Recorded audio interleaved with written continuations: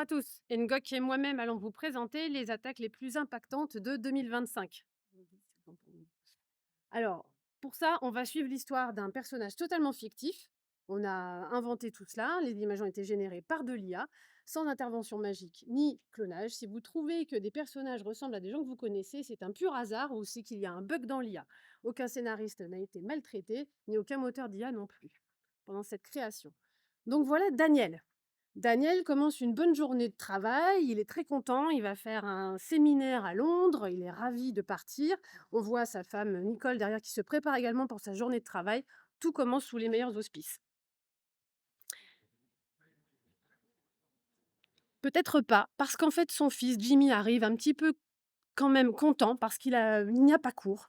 Son lycée lui dit qu'il n'y a pas cours aujourd'hui puisqu'il y a eu une cyberattaque, des données volées et donc bon voilà, Daniel se panique un petit peu en se disant qu'il a quand même un avion à prendre, il va tout de même le déposer au lycée, tant pis pour lui. Effectivement, il le dépose, il voit bien qu'il y a de l'effervescence devant le lycée, les gens sont devant les panneaux, il se passe quelque chose, pas le temps de s'attarder, on a un avion à prendre. Dans la réalité, qu'est-ce qu'il s'est passé? Ah!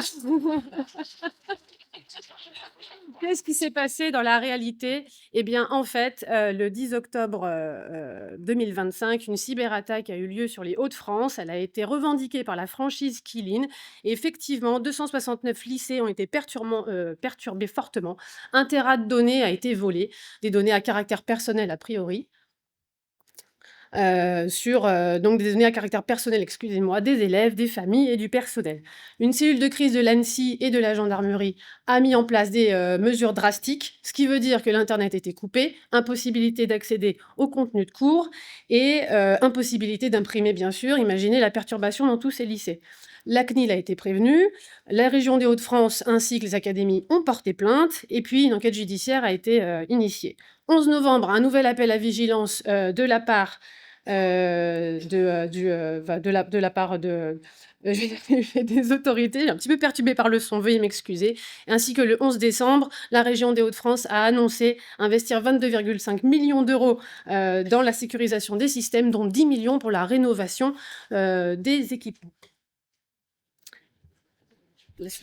Revenons à notre histoire avec Daniel. Arrivé à l'aéroport de Lille, Daniel savoure enfin un moment de répit dans sa zone d'attente.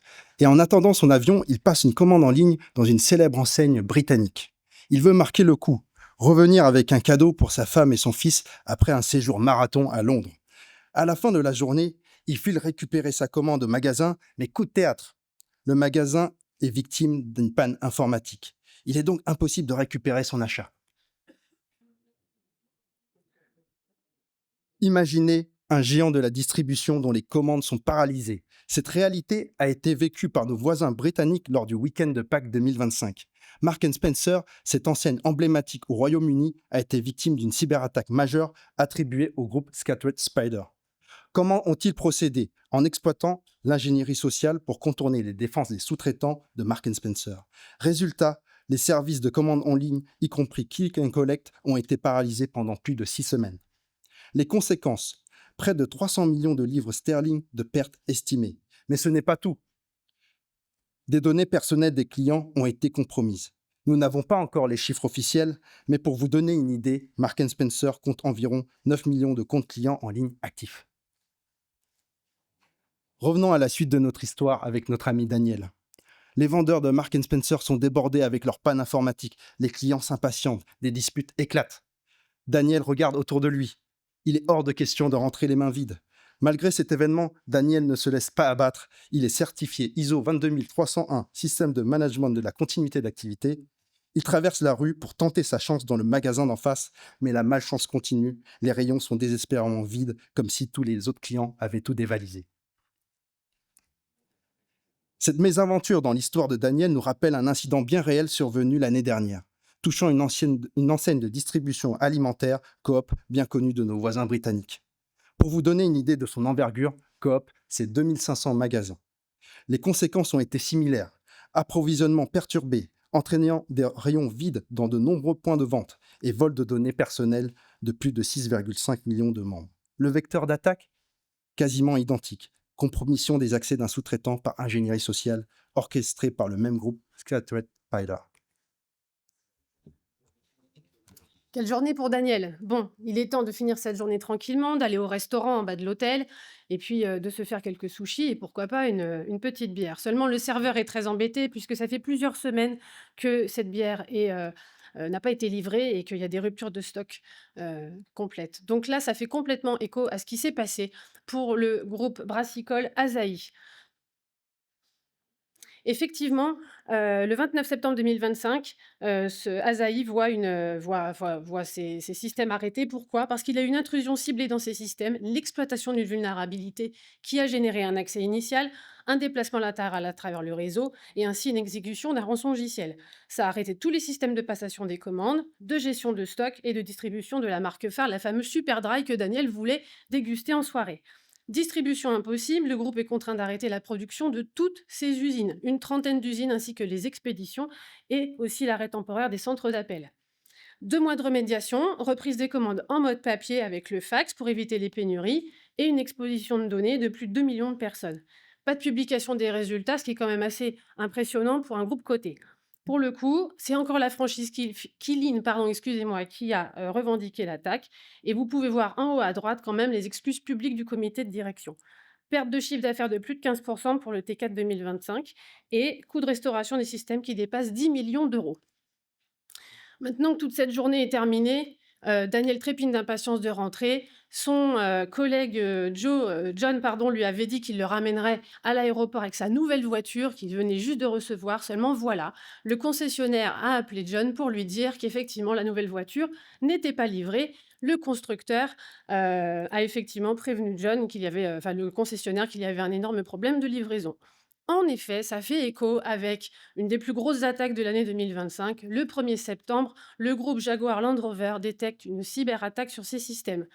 Elle est revendiquée cette fois par un groupement de 3 groupes d'attaquants qui ont mis le meilleur d'eux-mêmes au service de cette cyberattaque. Il s'agit de Scattered Spider, Lapsus et Shiny Hunters. Ça a commencé par de l'ingénierie sociale, avec des identifiants volés chez un fournisseur. L'exploitation de la faille a été faite sur SAP NetWeaver. Ça a donné lieu à un accès privilégié, un ransomware et des fuites de données. Le lendemain de la détection, Jaguar Land Rover ferme une partie de son infrastructure informatique, cesse l'activité de toutes ses lignes de production. Ça veut dire que là, toutes les usines d'Angleterre, Slovaquie, Chine, Inde et Brésil sont arrêtées.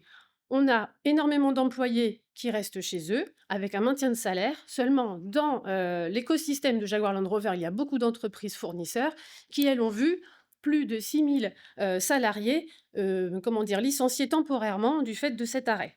Donc ça veut dire une énorme mise en difficulté, un impact financier de plus de 50 millions de livres sterling par semaine pour Jaguar Land Rover. Et là, les chiffres sont assez édifiants parce que face à l'ampleur de la catastrophe, on a quand même le gouvernement britannique qui a accordé une garantie de prêt à Jaguar Land Rover de plus d'1,5 milliard de livres sterling. Ensuite, la Jaguar Land Rover a obtenu une ligne de crédit d'urgence de plus de 2 milliards de livres sterling et a décidé aussi de mettre en place un fonds de 500 hop, j'ai le chiffre, 500 millions de livres sterling destinés à ses principaux fournisseurs pour les soutenir face à ça. Donc là, maintenant qu'on a passé l'année 2025, il y a eu quand même eu une publication de chiffres au 5 janvier qui dit quand même que Jaguar Land Rover a perdu 43% de ses ventes en gros sur le T4 2025. C'est donc énorme. Revenons à notre histoire. Daniel est enfin rentré chez... Excusez-moi. Pas tout de suite. Pas tout de suite. On va trop vite. Daniel est courageux et plein de ressources. Il saute dans un taxi londonien et parvient à rejoindre l'aéroport d'Heathrow. Mais à peine descendu, des gouttes de sueur perlent sur son front. Il découvre une cohue incroyable, des vols annulés, d'autres reportés. Une file d'attente interminable de voyageurs déborde même jusqu'au trottoir. Des voyageurs lui glissent que les enregistrements et embarquements sont ralentis, victimes d'un chaos informatique. Ces scènes de chaos dans les aéroports nous rappellent l'incident lié au bug CrowdStrike en 2024 dans les aéroports internationaux. Mais que s'est-il passé l'année dernière? Entre le 19 et le 23 septembre 2025, le fonctionnement des aéroports de Bruxelles, Londres Heathrow, Berlin Brandebourg, Dublin ont été fortement impactés. Un rançongiciel a été déployé sur Collins Aerospace, un fournisseur en charge du système de gestion des voyageurs de ces grands aéroports. Quelques impacts. 1000 ordinateurs impactés à Heathrow, plus de 50% des départs annulés à Bruxelles et des milliers d'usagers indemnisés. Ah, Daniel est enfin rentré chez lui complètement exténué, mais heureux de retrouver sa famille. Nous ne savons pas comment il a pu voyager aussi vite, mais il a peut-être le secret digne d'un film d'Hollywood. Mais au fond, l'essentiel est ailleurs. Il est rentré chez lui sain et sauf avec un cadeau pour sa femme et son fils, sans téléportation. Nous arrivons à la fin de notre histoire. Nous sommes dimanche. Daniel est assis sur son canapé avec un bon café, le journal à la main. Il parcourt les nouvelles et soudain tout s'éclaire. Il comprend enfin l'origine de ses mésaventures. Mais ce qui l'a poussé à rester résilient, ce n'était pas la pression de réussir, c'était son amour pour sa famille et l'envie de retrouver les siens. À travers cette histoire, deux messages essentiels. Le premier, les cyberattaques ne touchent pas seulement les entreprises, elles s'immiscent dans nos vies. Elles souvent sans que nous comprenions l'origine. Certes, les impacts financiers font la une des médias, mais la plupart d'entre nous reprennent leur quotidien, oublient et négligent les leçons que devrait renforcer notre cybersécurité collective. Pourtant, chaque incident est une opportunité de prise de conscience. Derrière ces impacts, deuxièmement, derrière ces impacts se cache souvent un détail que l'on oublie. Les méthodes des attaquants sont bien plus simples que l'on ne l'imagine.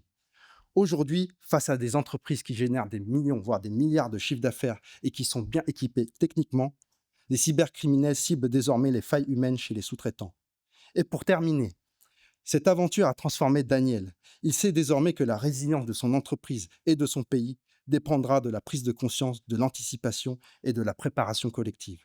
Alors la prochaine fois que vous entendez parler d'une cyberattaque dans les médias, posez-vous la question. Que révèle-t-elle vraiment? Parfois, un simple détail peut transformer votre vision du monde. Merci pour votre attention.